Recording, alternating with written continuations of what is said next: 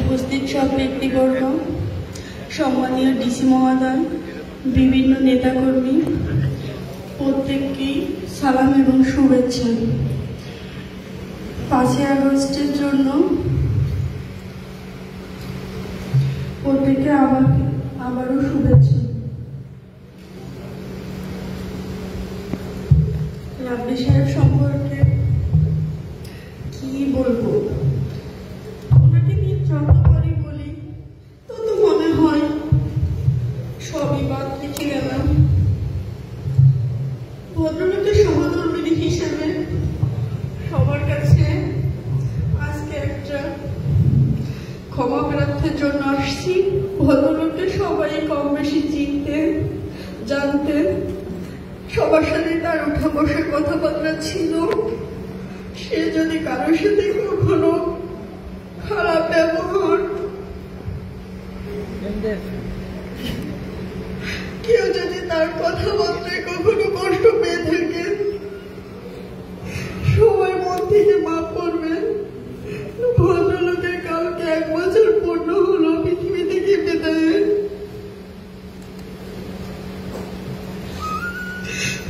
সবার কাছে আজকে আর একটা আর্জি, আপনারা সবাই দেশটাকে এমন ভাবে গঠন করবেন যাতে রাব্বির সাথে মৃত্যুর পরে আমার দেখা হলে আমি বলতে পারি তোমার ত্যাগ যথার্থ হয়েছে। দেশের জন্য জমিতে ত্যাগ করে আসলে আমাদেরকে তুচ্ছ মনে করে সবাই তোমার না থাকার দায়িত্বটা খুব ভালোভাবে পালন করছে।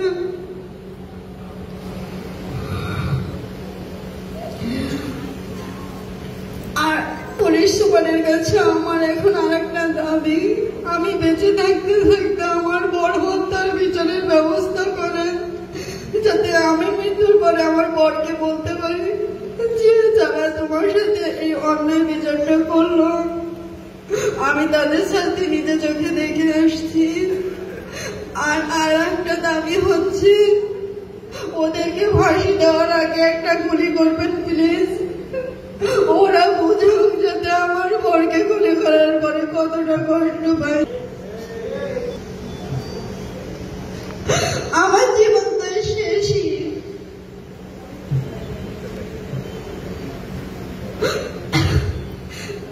ম্যাডাম যত দ্রুত করেন বিচারের ব্যবস্থা করেন যাতে আমি আর্থিক আর সবাই আমার প্রিয় অভিভাবক হয়ে থাকে।